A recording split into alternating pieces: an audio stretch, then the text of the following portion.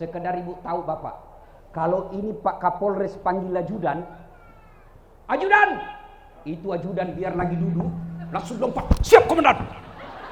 Biar ada kacang di sini langsung ditelan bola. Iya toh Pak Kapolres? Ya. Kira-kira ada ndak ajudan Bapak panggil, ajudan? Tunggu dulu komandan. Wah, diinjak lehermu. Dirambo kamu. Rambo. Rambo. Ah, bukan Rambo.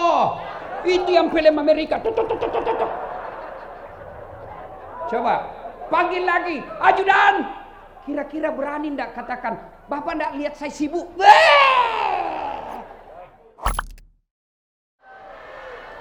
Alhamdulillah. Alhamdulillahi rabbil alamin. Wa bihi nasta'inu ala umurid dunya waddin. Ashhadu an la ilaha illallah wa ashhadu anna Muhammadan abduhu wa rasuluh. Allahumma salli ala Sayyidina Muhammad wa ala alihi wa sahbihi ajma'in. Amma ba'd.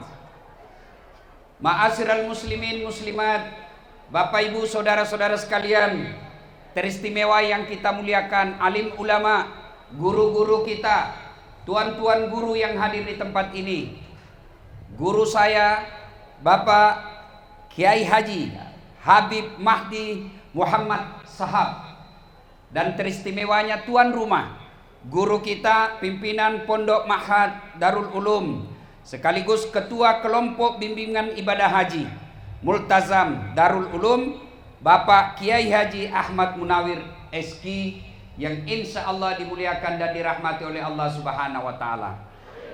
Juga para pejabat polisi, sipil, militer yang ada di tempat ini, yang juga kita doakan mudah-mudahan tetap dalam lindungan dan kasih sayang Allah Subhanahu wa Ta'ala. Waktu yang terbatas. Satu, ada orang guru memiliki 2 orang santri. Anggaplah Pak Kiai pimpinan pondok sini memiliki 2 guru, 2 murid.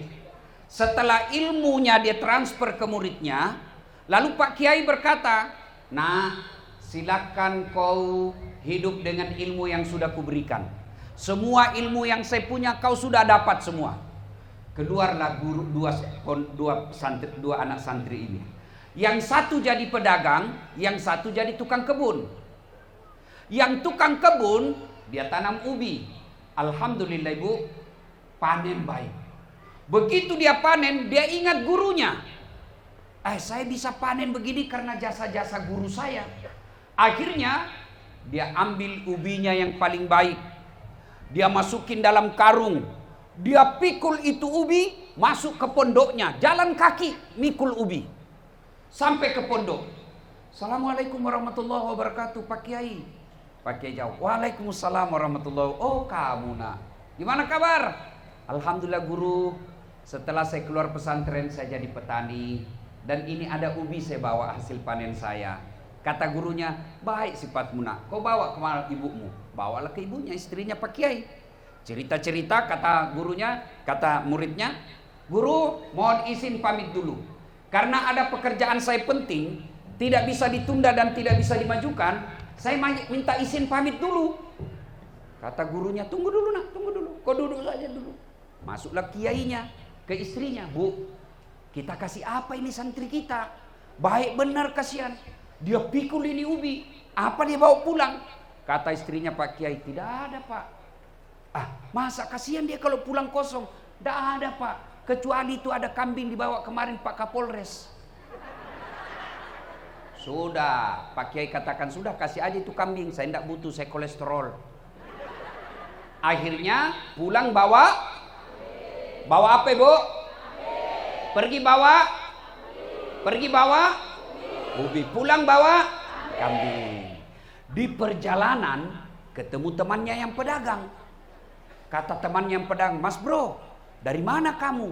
"Saya dari pesantren ketemu guru." "Loh, kok ada kamu bawa kambing?" "Masya Allah, itulah guru kita. Saya bawakan ubi, dia kasih saya kambing."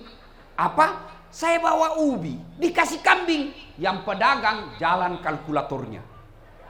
Sedangkan ini bawa ubi, dikasih kambing. Apalagi kalau lebih dari ubi saya bawa. Dia pulang ke rumahnya, dia buka tokonya, dia isi sembako mobil open cup-nya. Ada telur, ada beras, ada minyak, ada tepung. Bawa satu mobil sembako. Assalamualaikum guru. Waalaikumsalam. Kamu nak, gimana kabarmu? Baik. Setelah saya keluar dari pondok, saya jadi pedagang guru. Alhamdulillah ini ada saya bawa sembako. Silahkan, mudah-mudahan guru bisa menikmatinya. Kata gurunya, bawa masuk ke dalam ibumu nak. Bawa. Keluar lagi cerita-cerita. Kata muridnya, guru izin pamit dulu. Karena ada pekerjaan saya penting tidak bisa ditunda. Izin pamit dulu. Kata gurunya, tunggu dulu nak, kau duduklah dulu di sini, dulu. Masuklah ini guru cerita ke istrinya. Bu, apa dikasih ini anak kita? Baik betul, dibawa sembako satu mobil. Kata istrinya, ndak ada pak. Kasihan dia kalau pulang kosong. Ndak ada pak, kecuali itu ubi dibawa ke temannya kemarin. Akhirnya pulang bawa, pergi bawa, pulang bawa, ubinya lagi temannya. Begini juga jamaah haji. Sama ONH-nya, sama tawafnya, sama Baitullahnya, sama rukun-rukunnya, sama sa'inya, sama wukufnya. Tapi demi Allah, banyak pulang bawa kambing, lebih banyak yang pulang bawa ubi. Nah, ibu bapak pulang bawa kambing atau ubi? Ibu pulang bawa ubi atau kambing? Jangan terlalu cepat mengaku. Mari kita simak. Mau ndak pulang bawa kambing? Ini ciri-cirinya. 1. Orang yang pulang bawa kambing, maka yang pertama baik sholatnya. Kalau pulang haji masih sholatnya Senin Kamis, kalian dibawanya ubi, kamu bawa pulang. Masih mumpung masih bawa ubi. Ini tidak bawa sama sekali. Ibu bapak tadi gubernur sampaikan, melempar 3 jumroh. Bapak ibu tahu tidak simbol lempar 3 jumroh? Kenapa 3 kali? Kenapa satu tempat 7 batu? Kenapa tidak sekali ambil 7 kali 3 kali 3 hari? 60 batu. Kenapa enggak? Bismillah, Allahu Akbar. Dah. Kenapa tidak sekali saja langsung 67? Dah. Kenapa mesti 3 hari? Kenapa mesti 3? Itu Allah ingin sampaikan. Das'ad, hati-hati. Melawan setan perlu napas panjang. Melawan setan perlu tenaga kuat. Ingat sejarahnya kenapa 3 kali melempar? Kan itu Ibrahim alaihissalam digoda sama setan. Waktu mau Ibrahim mau potong anaknya kan jalan. Tanggal 8 Zulhijjah. 9 Zulhijjah. 10 Zulhijjah yang kita sebut dengan hari An-Nahar. Ibrahim bawa anaknya. Dia mau potong. Masya Allah Pak polisi. Pak polisi. Kalau bapak punya anak 1 disuruh potong, pasti mikir Pak. Kalau anak 5 disuruh potong, dah saat potong anakmu kan ada 5, saya cari mana yang paling nakal. Iya kan? Ini 1 disuruh potong anakmu. Maka Ibrahim mengatakan, tanggal 8 Zulhijjah dia berpikir, maka kita disebut hari Tarwiyah. Tanggal 9 Zulhijjah, hari yakin ini perintah Allah, maka kita disebut hari Arafah. Tanggal 10 hari An-Nahar, dia bawa anaknya, dia mau potong. Setan datang. Baim. Ibrahim. Masa kamu potong anakmu Ibrahim? Lama kok nanti. Setan masih mau bicara, Ibrahim ambil batu. Ishab ya leh, pergi ke setan. Dia lempar, kena kepalanya. Sampai di Palembang balik lagi. Digoda lagi istrinya. Jar. Hajar. Kau tahu enggak mau dipotong mau kemana anakmu? Mau dibawa jalan-jalan sama bapaknya. Bodoh kau Jar. Kenapa? Mau dipotong. Yang bener aja. Masa ada bapak mau potong anaknya? Kata setan. Katanya perintah Tuhannya. Mendengar apa? Perintah Tuhannya. Dengar ini, Siti Hajar ambil batu. Setan, jangankan anakku, saya juga siap dipotong kalau perintah Allah. Pergi kau. Lempar, kena kepalanya. Sampai akan hilir, balik lagi. Gagal goda suaminya. Gagal goda istrinya.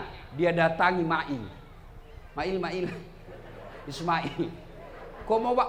Setan masih mau ngomong ibu. Ismail langsung ambil batu, dia lempar kena mata kanannya. Itulah sejarah 3 lemparan. Setan dilawan.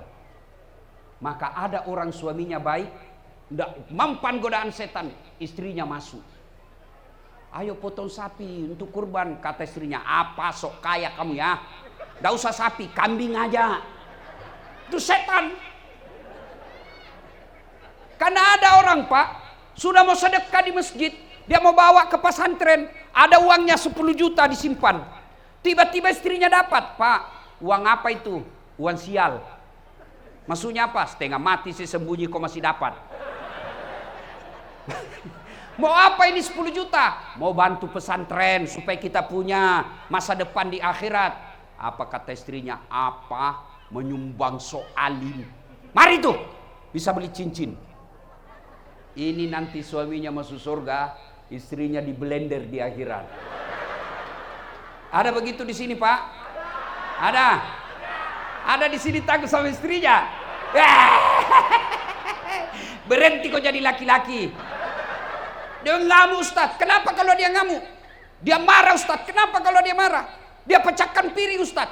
Dengarin pak, dengar ini, saya bela kamu sama-sama laki-laki. Kalau dia pecahkan piring 1 lusin, pecahkan 2 lusin. Dia pecahkan televisi, hancurkan televisi. Kenapa? Piring, televisi boleh dibeli. Harga diri sebagai suami tidak boleh diinjak-injak istri. Takbir! Itulah yang takbir yang takut sama istrinya. Pak Kapolres takut atau tidak? Mana ada polisi tidak takut sama istrinya? Dia bilang kawan saya yang polisi, sebenarnya polisi tidak takut sama istrinya Ustadz. Cuma istri kita ini selalu melapor sama istrinya komandan.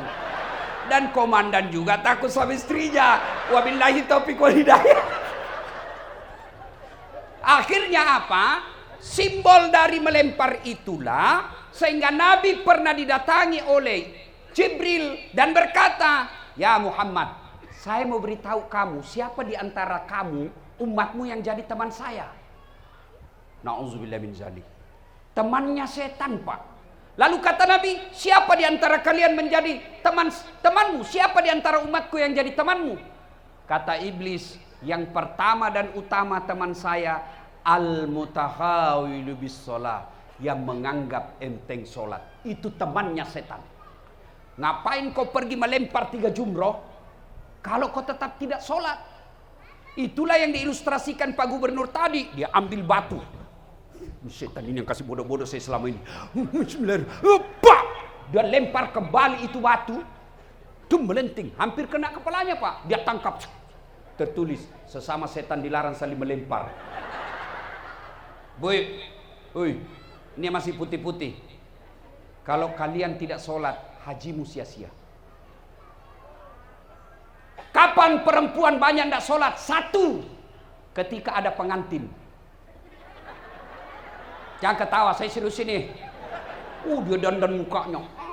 Coklat, biru, krem, abu-abu. Malah pakai mata bulu palsu. Alisnya dikasih tikungan.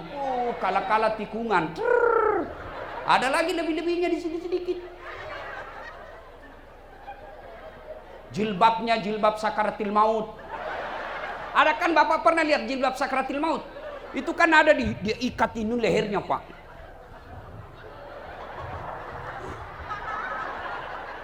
Sudah itu 3 lapis kudungnya, coklat, biru, krem. Ada di sini kering-kering. Ada juga kayak pohon belakang sininya Pak. Bajunya sempit, roknya sempit. Kata suaminya, cepat-cepat kau, acara belum mulai. Kata istrinya, tambah dulu kasihan. Setengah mati kan. Beleng-beleng. Tiba waktu sholat, hayyalah sholat, kata suaminya, hehe, bu, kau sudah haji, Saya jualkan kamu tanah, kau pergi haji. Ini sudah mau asar, kau belum sholat duhur. Kau pergi sana sholat duhur. Apa kata istrinya? Sadar kau Pak. Saya sadar, saya suruh kau sholat. Bapak tidak lihat ini jilbab saya. 2 jam ini dipakai jilbab Pak. Ini semua kelakuan ini. Bu, hei, kasihani suamimu yang jual sawah untuk kau haji. Yang kedua, banyak perempuan tidak sholat. Kapan? Ketika selesai haid. Kata suaminya, Bu, biasanya cuma 5 hari kau tidak sholat. Ini sudah 7 hari kau belum sholat. Belum bersih. Masih ada sedikit-sedikit.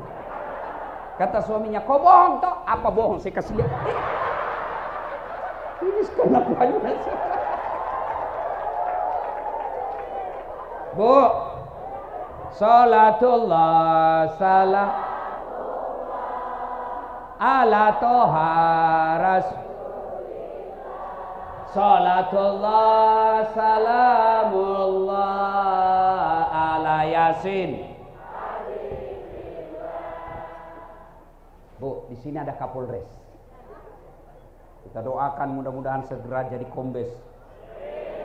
Tidak bisa Kapolda Pak kalau tidak kombes dulu. Kombes dulu 3 bunga. Ini ada ajudannya. Pak Kapolres ini ada ajudan. Bu, sekedar Ibu tahu Bapak. Kalau ini Pak Kapolres panggil ajudan, ajudan! Itu ajudan biar lagi duduk, langsung lompat, siap komandan! Biar ada kacang di sini langsung ditelan bola. Iya toh Pak Kapolres? Ya. Kira-kira ada ndak ajudan Bapak panggil? Ajudan! Tunggu dulu komandan. Wah! Diinjak lehermu. Dirambo kamu. Rambo! Rambo! Bukan Rambo. Itu yang film Amerika. Coba panggil lagi, ajudan. Kira-kira berani ndak katakan, Bapak ndak lihat saya sibuk? Coba Rambo. Nah, padahal Kapolres ada mutasinya. Paling lama 2 tahun. Begitu takutnya itu polisi sama Kapolresnya. Bagaimana ketika Allah yang panggil kamu? Hayya 'alal falah. Ibu tahu enggak itu artinya hayya 'alal falah? Sini saya kasih kamu kemenangan. Itu artinya hayya 'alal falah. Sini saya kasih kau kemenangan. Ya Allah berikan saya kekayaan. Ya Allah sembuhkan penyakitku. Ya Allah jadikan anakku soleh dan soleha. Bapak pikir Allah enggak dengar? Allah dengar, maka Allah jawab doamu. Hayya 'alal falah, sini saya kasih kamu yang mau. Ini bapak-bapak polisi. Bu, tahu polisi? Tahu? Jangan kau musuhi polisi. Kau kira enak di dunia kalau tidak ada polisi? Rumah dirampok, anak diperkosa, suamimu dibunuh. Siapa kau cari, Bu? Satpol PP. Wah! Nggak ketemu. Siapa kau cari? Polisi. Makanya jangan musuhi polisi. Polisi juga jangan musuhi ulama. Kenapa? Karena kalau bapak polisi mati, siapa yang bungkus kok? Maka yang baik, polisi lindungi ulama, ulama doakan polisi bersinergi membangun Republik Indonesia. Ini Bapak pikir ini bisa acara ini kalau tidak dikasih izin sama Kapolres? Maka kita doakan polisi-polisi yang hadir di sini, polisi Republik Indonesia yang baik hati, bagus akhlaknya. Jadi Bapak Ibu sekalian, kalau mau baik hidupmu, dekati Allah. Adik-adikku polisi ini, kalau mau baik pangkatmu, jangan cari muka sama Kapolresmu, capek. Siap komandan, siap komandan. Lalu bagaimana kalau mau baik pangkatmu? Datang kepada Allah. Caranya apa? Perbaiki solat. Kecil bos jadi kapolsek, kecil jadi kapolres, kecil jadi sat narkoba. Yang penting jangan kasat narkoba ditangkap gara-gara narkoba. Kayak film India. Ya. 1. Haji mabrur, pelihara solat. 2. Bapak Ibu haji pemerintah ada yang disebut arba'in. Ada Ibu? Ada Ibu? Ada. Apa itu Ustaz? Sholat 40 kali berjamaah di Masjid Nabawi. Artinya kalau mau lihat ibu bapak yakin hajinya mabrur, setelah pulang dari Mekah mereka berjamaah di masjid. Alhamdulillah. Di kabupaten ini Pak, di mana-mana masjid selalu penuh jamaah. Masya Allah.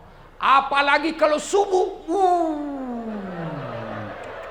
penuh sampai di luar, tidak ada di dalam. Yang ada di dalam muka-muka sakaratil maut. Di mana-mana ini muka-mukanya, muka-muka sakaratil maut ini. Mana-mana dia ini? Oh, muka-mukamu ada semua ini. Mereka yang sudah muka-muka tua. Sholat subuh di dalam lomba batu. Pak, Bu, kenapa orang malas berjamaah ke masjid? Satu, karena dia tidak lihat pahalanya. Andai saja Kapolres umumkan, siapa yang datang sholat berjamaah subuh diberikan pulsa 500.000. Jam 5 sholat subuh, jam 1 tengah malam sudah penuh masjid. Kenapa? Karena dia lihat pahalanya. Dua, kenapa orang malas berjamaah ke masjid? Karena dia tidak tahu pahala berjamaah. Ibu bapak tahu enggak pahala berjamaah? Kalau ibu bapak wudhu dulu, lalu ke masjid berjamaah, kata Nabi, melangkah kaki kananmu 1 pahala, melangkah kaki kirimu dihapus dosa kecilmu. Jadi kalau bapak rumah dari masjid 200 meter, PP 400 meter. Berapa langkah pahala 400 Pak? Kaki kanan 1 pahala, kaki kiri gugur dosa kecil. Apalagi kalau bapak jalannya lambat. Salatullah salatin habibillah. Ini dapat hiburan, goyang-goyang dapat pahala. Kalau cuma putar ke kiri nona, putarlah ke kanan dongo. Wah, pahala berjamaah, langkah kaki kanan 1 pahala, langkah kaki kiri gugur dosa kecilnya. Yang ketiga, pahala berjamaah, ibu bapak. Yang kedua, pahala berjamaah. Kalau bapak ke masjid, pohon, tanah, aspal, pagar, tegel, tembok, air, semua yang kau lewati jadi saksi di akhirat nanti. Ya Allah, jangan kau masukkan dia neraka, masukkan dia surga. Saya saksinya dia datang berjamaah. Itulah sebabnya ulama mengajarkan kita, kalau sampai di masjid sholat 2 rakaat, sudah 2 rakaat pindah tempat, sudah 2 rakaat pindah lagi. Supaya apa? Supaya banyak saksimu di akhirat kelak. Yang ketiga, pahala berjamaah. Kalau basah bajumu, gerimis, lalu basah baju, yang basah itu kata Nabi melindungimu dari sentuhan api neraka. Jangan juga salah paham. Mentang-mentang sudah dengar ceramah ini, gerimis dia tunggu hujan keras. Sudah hujan keras dia buang payungnya, baru dia jalan. Itu belen-belen namanya itu. Apalagi pahala berjamaah lipat 27 kali. Artinya apa? 1 kali sholat jamaah, 27 kali sholat di rumah baru sama pahalanya. Apalagi keutamaan berjamaah. Di masjid ada yang disebut doa bersama. Bapak ibu tidak tahu berdoa, banyak dosa. Tapi ada Imam Habib Mahdi berdoa di depan, ada Pak Kiai Munawir berdoa di depan, memimpin doa. Semua mengatakan amin. Maka semua orang-orang yang mengaminkan doanya beliau ikut dikabulkan doanya. Apalagi keutamaan berjamaah. Di dalam berjamaah itu ada silaturahmi. Kita musuhan gara-gara pilkada, musuhan gara-gara pilcaleg, malu kita datang ke rumahnya minta maaf. Maka dengan cara berjamaah, kita duduk berdiri di sampingnya. Allahu Akbar. Ada samping. Sudah, kita di sampingnya lah. Sudah, Assalamualaikum warahmatullahi. Tunggu, ibu jangan dulu salam, bapak jangan salam dulu, tunggu dia. Assalamualaikum warahmatullahi. Baru bapak, Assalamualaikum warahmatullahi.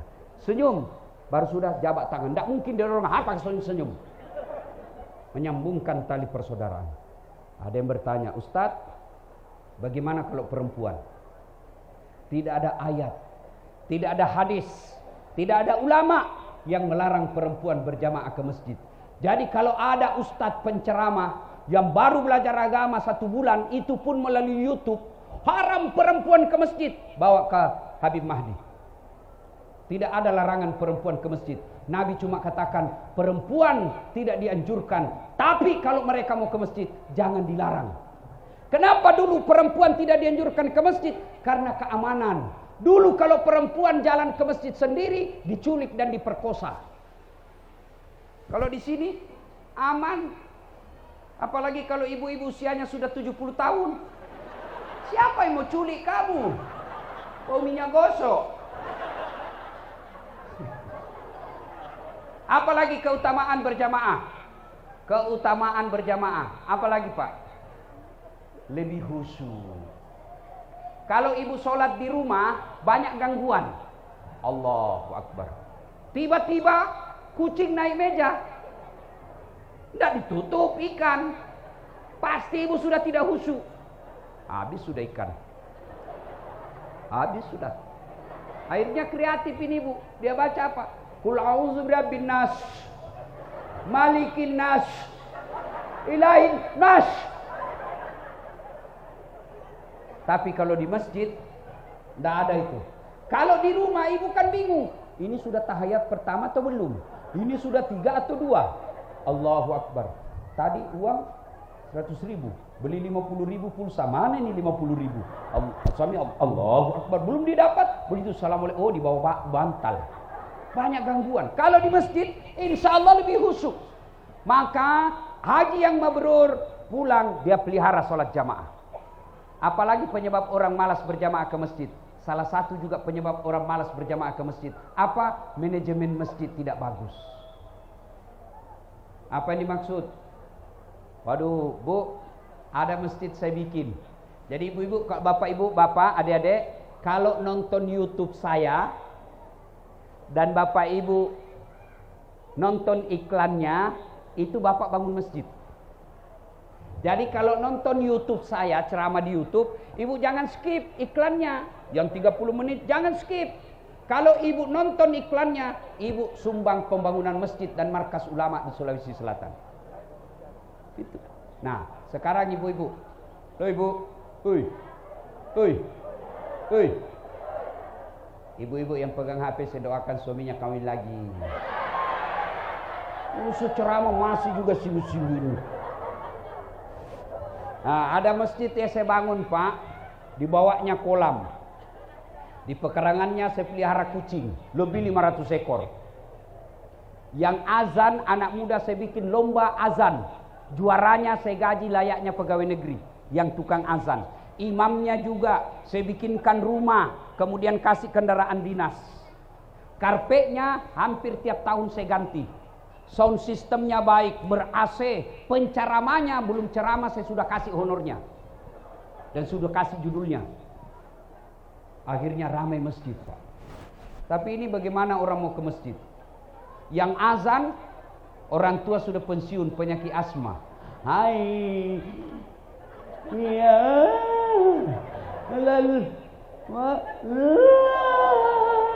Mana anak muda makin jengkel. Apalagi karpetnya sudah 7 kali lebaran tidak pernah diganti. Akhirnya kita sujud bengkak semua jidat. Kenapa? Digigit semut.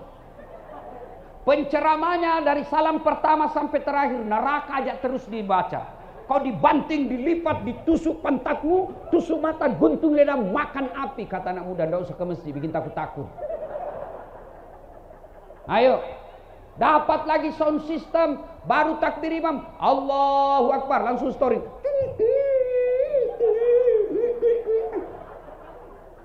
Kita mau perbaiki, sudah takbir, terpaksa kita tahan sampai assalamualaikum warahmatullahi wabarakatuh. Dapat lagi imam, la haula wala quwwata illa billah. Imam yang balik-balik sunnah Nabi. Nabi katakan kalau kau jadi imam ringkaskan bacaanmu. Ini baru mau imam Pak, baru mau takbir aja lama.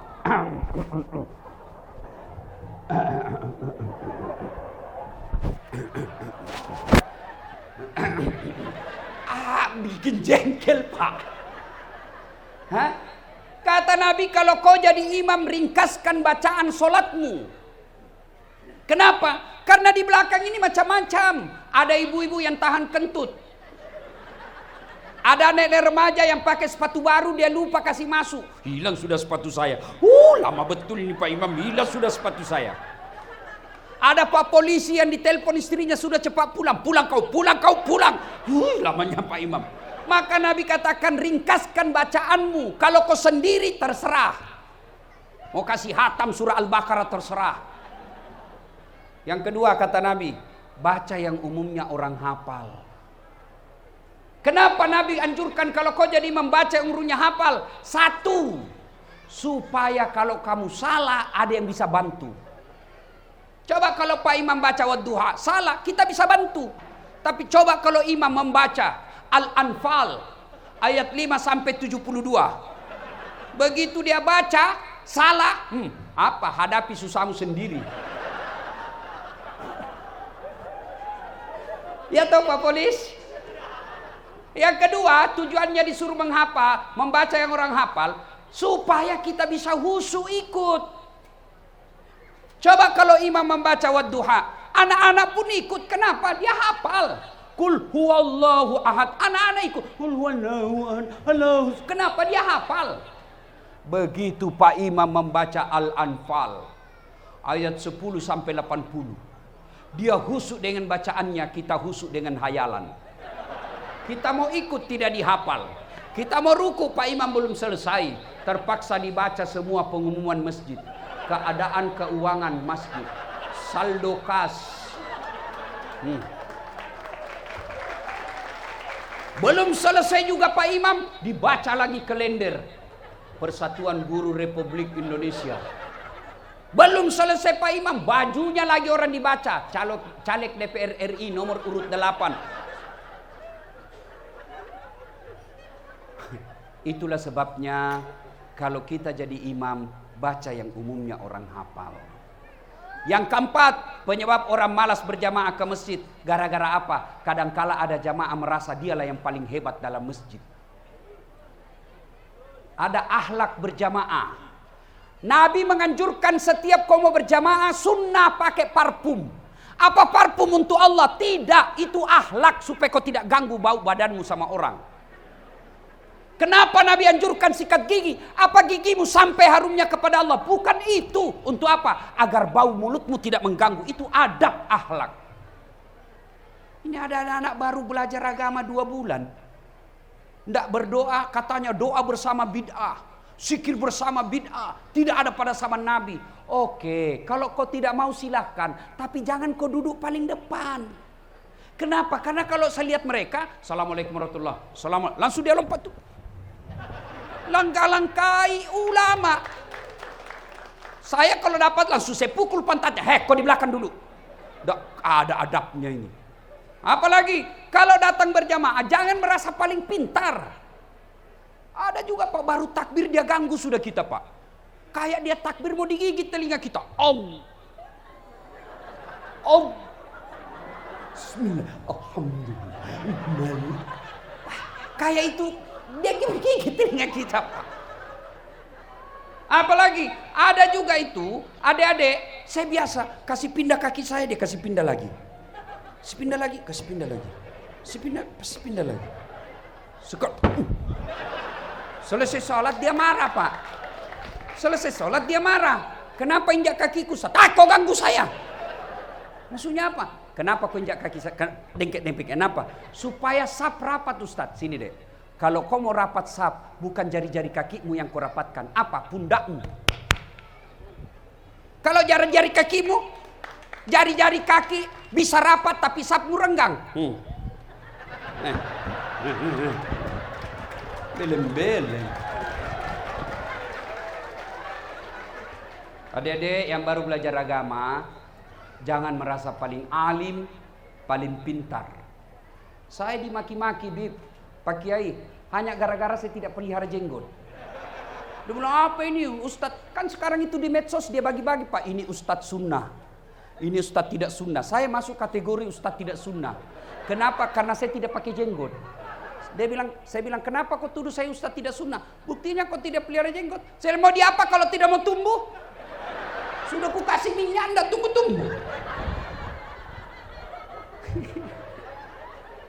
Nah ibu bapak saudara-saudara sekalian, haji mabrur, pelihara sholat jamaah. Konkret. 3. Haji mabrur. Ibu bapak, sah tak haji kita kalau tidak pakai ihram? Sah tidak? Sah tidak haji kita kalau tidak ihram? Sah kalau tawaf tidak ihram? Tidak.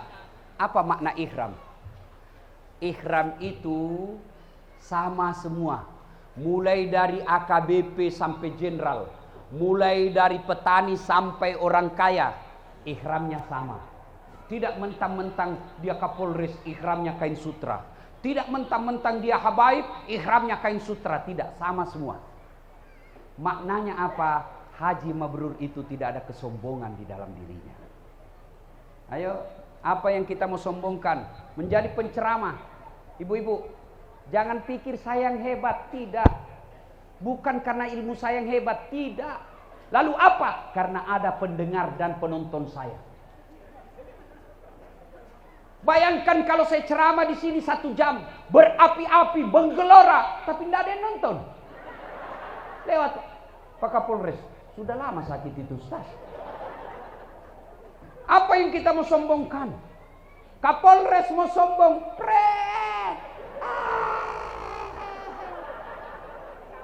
ada batasnya, tergantung Kapolda. Kalau Kapolda sudah tidak senang, wabillahi taufiq wal hidayah.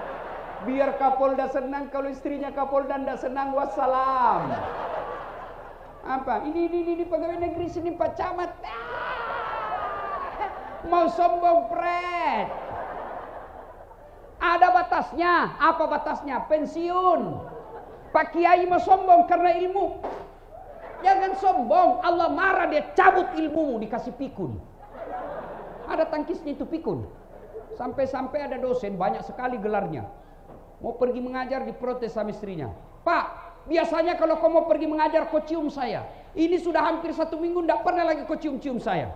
Dalam hati suaminya, astagfirullah. Berarti siapa saya cium selama ini? Ternyata pembantunya dicium, Pak. Apa kau mau sombong? Pikun, tidak bisa kau bedakan mana istrimu, mana pembantu. Ayo. Jadi haji mabrur itu tidak ada sombongnya. Apa yang kita mau sombongkan Bapak Ibu sekalian? Kaya, Allah marah, dia kasih tsunami, gempa, hancur kepunya kekayaan. Camat aja tidak boleh sombong, Kapolres aja tidak boleh sombong, habaib aja tidak boleh sombong, ulama aja tidak boleh sombong, apalagi kami yang pengangguran. Kata Nabi, kalau Allah dalam hadits qudsi, ada 3 temannya setan di dunia. 1 diantaranya ghaniyun mutakabbir, orang kaya yang sombong. Kaya pangkat sombong, temannya setan. Kaya harta sombong, temannya setan. Kaya jabatan sombong, temannya setan. Meskipun itu orang masih makmur, wajarlah dia kaya. Dia terkenal, cerdas, cakep, banyak duitnya, tinggi jabatannya, wajar, tapi temannya setan. Tapi kalau sudah miskin, ngontrak-ngontrak, jelek mukanya, tidak terkenal, bau keteknya, busuk mulutnya, sombong lagi. Kau bukan temannya setan, kau sudah jadi setan cilaka. Maka haji mabrur, singkirkan kesombongan. Salatullah salam ala toha rasulillah. Salatullah salamullah ala yasin habibillah. Terakhir solawat. Kalau Bapak merasa mabrur haji, lasimkan bibirmu dengan bersalawat. Nah, inginlah ranya berlama-lama, tapi waktu jualah yang membatasi kita. Lain waktu dan kesempatan kita akan lanjutkan, karena pesawat saya balik ke Jakarta lalu menuju ke Yogyakarta malam ini, pesawatnya jam 7.15. Saya tidak punya helikopter seperti Pak Gubernur, maka saya harus akhiri. Mudah-mudahan ada manfaat. Sebelum saya akhiri, saya ingin berpantun. Tolong ucapkan cakep, ya.